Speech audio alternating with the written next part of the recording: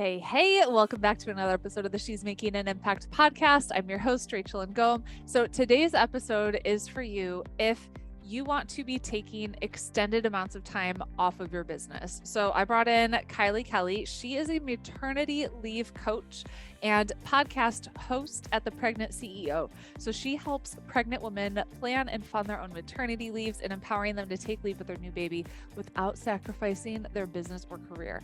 So obviously, if you're pregnant and you want to be able to, like, I took 5 months off after, I had Gabrielle. If you want to take that time off, this is the episode for you. But it's also the episode for you if you're like, I want to take the summer off and hang out with my kids. So we'll help you kind of plan out how to strategically do that without your business suffering, without your personal life suffering, all of that stuff. So make sure you share this with a friend and let's dive in. Hey, Kylie, welcome to the show. Hi, thanks for having me. I'm super excited to chat with you. Excited to chat for sure. So tell us a little bit about you and what you do. Yeah, so my name's Kylie, as you mentioned. As you can tell from my accent, live in Australia. I'm actually a maternity leave coach for self-employed women. So I help them plan and fund their own maternity leave so they can take time away from their business to be with their new baby, but still come back and have a thriving and profitable business when they're ready. So that's like my business life. And personally, I'm a mum as well. I have two crazy boys, Spencer and Sam, that are almost 2 and 5. They're both December babies. So we have a very fun December. It's like birthday season and Christmas all in one. Oh, fun. But yeah, it's a lot of fun. I love being a boy mum. It keeps me very busy with monster trucks and adventures, right? For sure. Boys are busy. I can tell because I have a boy and a girl. And the girl, like, will just play with, her doll. And then the boy will be like crazy running in circles, jumping on clocks, all the things. Yeah. Well, when you pitched me this idea of, being a maternity coach, I was so intrigued because I'm like, this is something I've never heard of before, of like being prepping, like actually this is your focus. And I love it because I took 5 months off after Gabrielle was born. And I think it's such a gift to be able to have that time because they're only going to be babies once and you're never going to get that time back. So it's like you can be hustling your butt off in your business, or you can just pause and like enjoy all the snuggles and get some rest and sleep when you can. So I'm very happy that you're here and we get to chat. So let's dive in. Tell us how do we baby proof our business? What does that look like? Yeah, so just to touch what you said, so I think I actually made the term up, maternity leave coach. I don't know anyone else that does it either, but I think I had 2 really hard postpartum, so I was self-employed with both the boys, and I think you're right, it's a gift. Giving yourself that time is a gift, and even just having it available. A lot of the women that I work with are all high-achieving women that don't think they need to take it, and I always say, look, you might not want to take it, but at least have it there as an option so that if you do want to step back, if you do want to stop and breathe and soak it in, if you're faced with a challenging postpartum, if you have a baby that doesn't sleep, if like all the ifs, right? We never know. So at least creating a plan, having the time available for you means you've got it, right? There's nothing worse than being forced to still work in the business just because you have to make money or you have to continue to show up. So step number 1 is to think about what you really want, right? So if in an ideal world, forgetting about money, forgetting about everything, all the factors that we have around us, sort of in an ideal world, how much time would you like to take? Would you like to take 6 weeks? Would you like to take 3 months? Would you like to take 6 months? Like, what does it look like for you?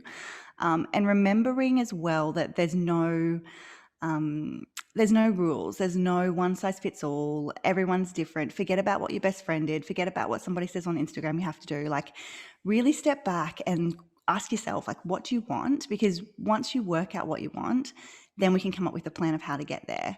And I think I always try to sort of encourage women almost plan for the worst, but like hope for the best. So plan for a little bit more than you might need, but then hopefully you won't need to take it all. And then being self-employed, it doesn't mean that you can't break the rule. You can step back in whenever you like. Like if you have the baby and maybe your baby's a wonderful sleeper and you're feeling rested and you're feeling creative and you want to get back in and you're excited and you have this amazing energy, like of course, like jump back in. That's the kind of energy you want to jump back in with, right? I But did at not least have that kind of of energy after Gabrielle. She was awake like every half an hour, every 15 minutes. Like, oh my gosh, the first now she's champion sleeper. She goes to bed like between 6 and 7, wakes up at 7. Hallelujah. Oh, But like the perfect. first Yeah. couple months, I was like, I just need sleep. Like, give me sleep whenever I can get it. I could not, like, you don't have brain function if you're that sleep deprived to actually like No. focus, you know? Yeah, right. So the first time with my firstborn, who's almost 5, I was a wedding photographer. So I had a wedding photography studio for like 10 years, loved it, thought that I loved what I did so much that I didn't need to take it. Like, I'll just pop this baby out and get back to shooting. Like, I love it. It's fine. And holy moly, it was the biggest wake up call, right? Because Spencer was the same. He didn't sleep. First time mum, I didn't know what I was doing. I wasn't confident in what I was doing. Like, I'm checking that he's breathing every hour. Like, and it was hard. And then I had to get back and shoot weddings, and I had that responsibility to make sure I delivered for my couples. And I had a little bit of postpartum depression and anxiety, and all the hormones were running through. And again, the sleep deprivation is like, I don't know, I thought I'd been tired before. So I was like, oh, it'll be fine. But I think that the way it compounds over time, if you do have a non-sleeper for a while, a few months in, it just starts to kind of take a toll. So yeah, I would encourage everybody to plan to take some leave, so you've at least got it there in case you have the same experience that we did. Totally. Okay, so you plan to take the leave, then what? So we need to talk about money, because if you're in a business, yeah, I'm sure you love what you do, but money is important. So I always encourage women to look at their financials. Don't run from the numbers. Let's look at how much money that you made over the last 12 months, divide it by 12, come up with like an average monthly figure that you want to aim for during your maternity leave, because we still want your business to be making money. We still want it to be bringing in cash. We still want it to be a profitable business for when you come back, because I think a lot of women plan to take a break, even a holiday, right? Or when you're stepping away, but they kind of press pause so everything stops. And we don't want that. We want it to still be making cash. So figure out what that number is for you. And then we're going to do so the big third step. So we've got how much leave you're going to take. We know what you want to make per month. Then I want you to sit down and do a massive brain dump of all the things your business needs to continue, right? All the things. So whether it's, your lead generation, maybe it's social media, maybe it's a podcast, maybe it's blogging, maybe it is client calls, maybe like all the stuff that you do in your business. And then I want you to sort it into 3 columns. So you're going to sort it into what you can outsource, what you can automate, and what you can batch in advance. Because once we can get really clear on these 3 sorts of segments of that list, we can then start to organize what you're going to outsource. And it doesn't have to, with the outsourcing component, I always encourage people as well, it doesn't have to be just business that you're outsourcing. Think about, can you hire a cleaner? Can you start to get meals brought to the house? Like having someone to help clean the house during that time, like, best investment. Oh my gosh. Oh, isn't it? I haven't been able to let my cleaner go. I invested in one when I was pregnant with Spencer, and she still comes just to do the floors and the toilets. You're not going anywhere. You're too valuable. Exactly. Exactly. So once you have your massive to-do list, which will feel really scary, right? Because it's like a huge brain dump. But once you have that done, you can segment what needs to be done by who. You know what you need to automate, so you can look into that. You know what you can batch and get done in advance and schedule out, so that when you step away, it's kind of like you haven't. Like, it doesn't look from the outside that you've gone anywhere. So your business will still keep driving money, driving clients, ready for you to jump back in. I have a lot of women that are in the coaching space and are like, yeah, but I do a lot of one-on-one work. Like, how do we do this? And I always just encourage them to get creative. Be honest with your clients. Like, be honest that you want to take maternity leave. If they don't understand, they're not the right clients for you anyway, right? So yeah, be honest with them, let them know what your plans are, and then get creative with what you deliver. Perhaps you can do some things in advance, record some sessions that you might drip out. Maybe you can invite some experts to come in for something special while you're away to deliver to the group or to the one-on-ones. Like, there's still ways to be delivering value that doesn't necessarily have to be you in front of the camera for that particular time slot during your maternity leave. Definitely. So what are some things, like, we're pregnant. We know it's coming, like the last couple months, what should we really be focused on? Yeah, great question. I want to also, I guess, put out there that while you're pregnant, I want you to listen to your body. Mhm. So there's ways to be productive while you're pregnant that feel different to when we're not, when we can hustle, when we have this, endurance to do the things we need to do. But when you're pregnant, you're growing a human. Like, Yeah. some pretty amazing stuff's happening in your body. And so I want you to really listen to it. That first trimester, you might feel like rubbish. You might just want to lie on the couch. Nap all Um, day. do That's it, all I right? wanted to Like, do. Yeah. yes, do it. And when it comes to your business, think about when you have that massive to-do list done, think about things from that you can do on your phone while you're sitting on the couch. Maybe you can be making some notes for a VA. Maybe you can be looking at images to update on your website. Like, just stuff that doesn't really take much brain energy, but it still feels good because you can tick it off the to-do list. But that first trimester can be pretty rough. Yeah. Normally, second trimester, you get that burst of energy, Yep. you can handle some bigger stuff. So that's when you're going to be doing like your copywriting or your sales stuff or your scheduling or anything that takes a lot of brain energy. I think leave for the second trimester. But then to answer your question, like just before, like a few months before in your third trimester, you want to start reaching out to your team or whoever you want to outsource to, like organizing the automation. You're in full nesting mode normally, right? So Yep. it's kind of the same for your business. Like, let that energy flow over so that you're organizing stuff. So you're kind of tying a pretty ribbon on it all so you can step away and know that you've done your best with what you've organized. So definitely keep listening to your body, stay in tune with your energy, and start to slow down and prepare for that new baby in the transition. Like, it's such a big transition. Whether you're going from one kid to like kid number 5, I'm sure, and I haven't got 5 kids, but I'm sure it's a transition no matter what number child you're Yeah. introducing into the family. And each pregnancy and each kid that comes in might look a little bit different. So like when I was pregnant with my son, what was I, 25? Like I was a lot younger because he's 9 now. I like it's the first kid. You don't know what to expect. And then I was like, well, we're gonna have more kids. So I wasn't like, oh, let's soak up every single cuddle. Like I was like, yeah, well, he wanted to cuddle all the time, like this kid. He was like master cuddler.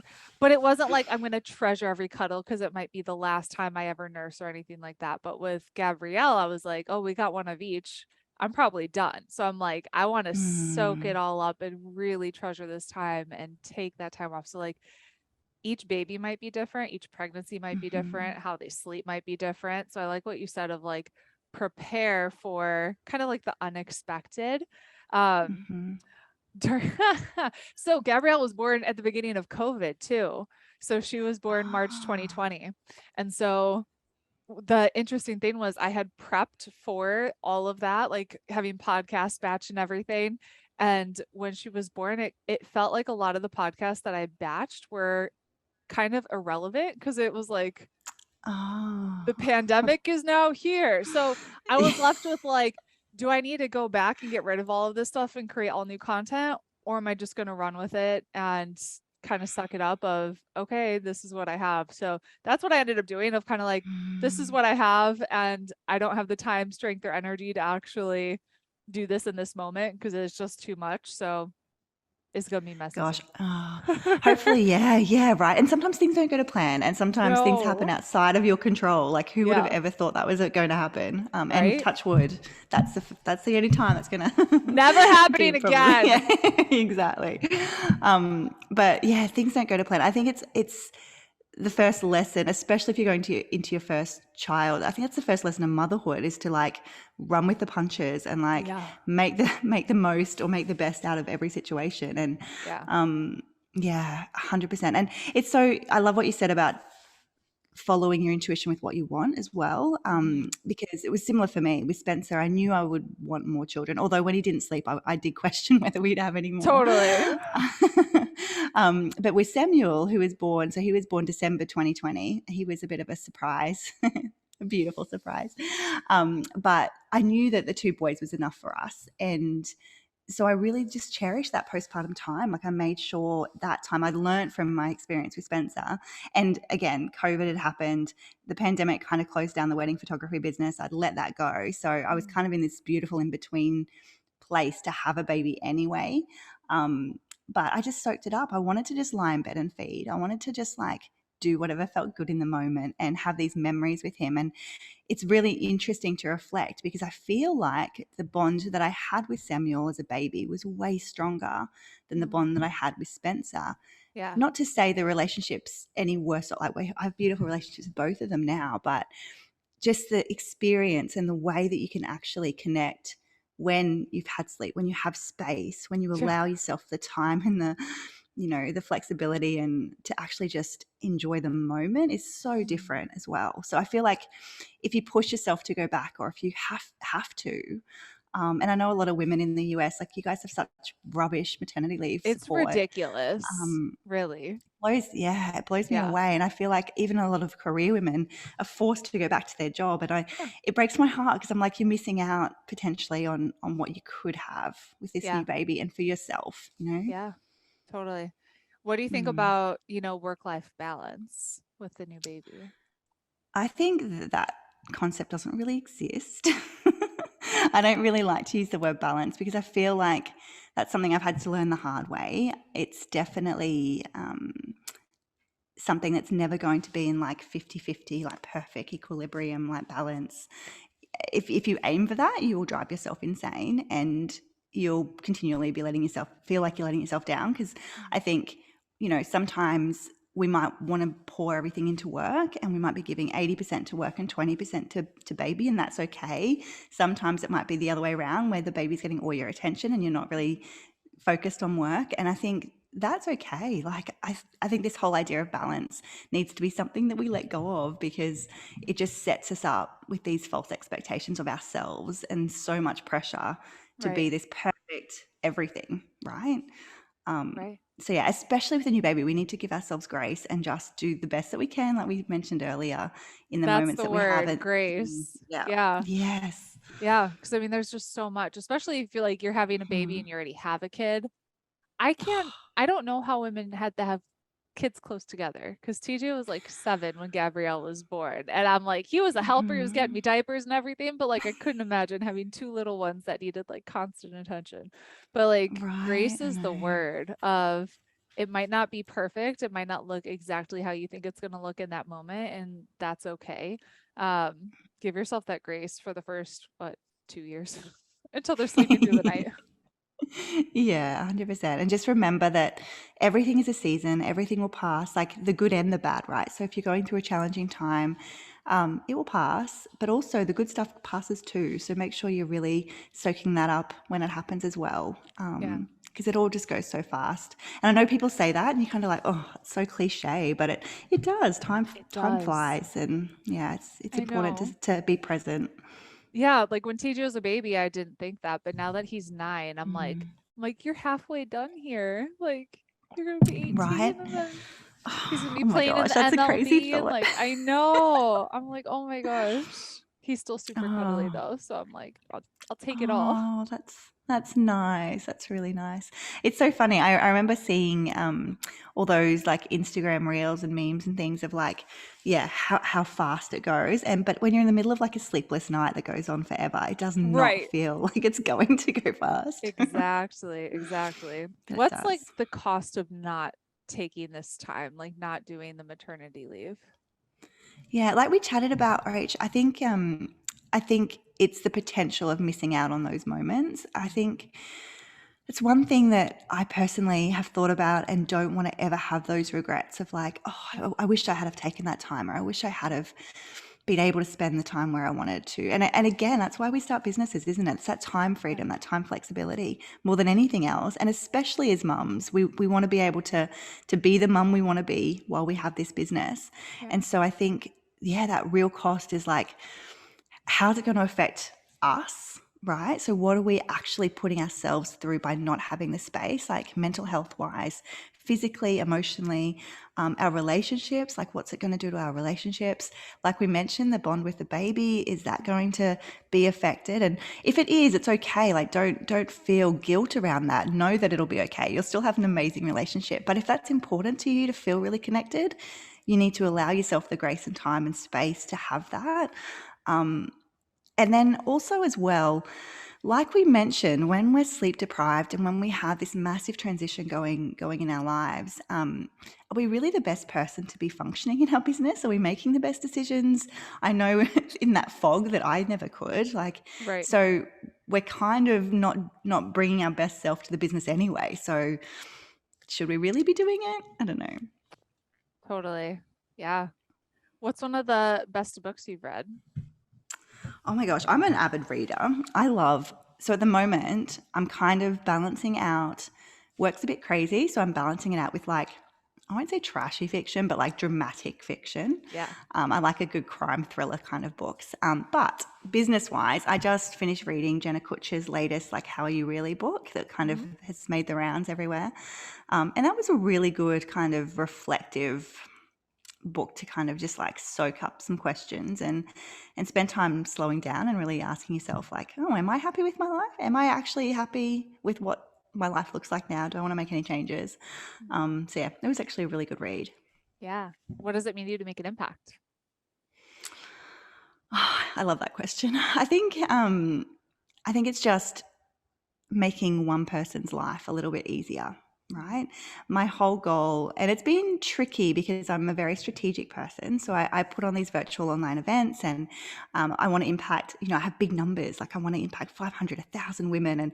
And it's easy to get stuck into those or stuck on those numbers. And I think it's important, and I learned this the hard way through the last event where the numbers weren't quite there with what the goal that I had lined up. And I was like, oh, and it was hard, or it was easy to get like, I don't know, demotivated or upset over that. But I had to stop and go, hang on, Kylie, remember, like one person, like one woman, if you can make a difference, if you can show her a better way, if you can encourage her to do what she wants to do through her pregnancy journey, through her motherhood journey, like whatever that looks like, if you can make the difference for one person, your job is done. Like that, that's all you need to aim for.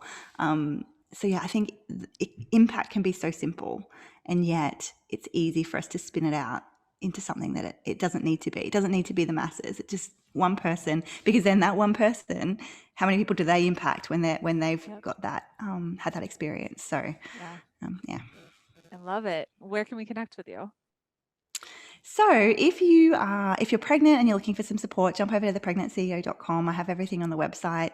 The same goes if you're a mum in business wanting like productivity and help with the balance, air quotes balance. I've got some stuff on the website to help, but I hang out on Instagram mostly as well. So I'm at Kylie Kelly over on Instagram. Awesome. Thank you so much, Kylie, for being on the show. Thanks for having me, Rachel. That was great.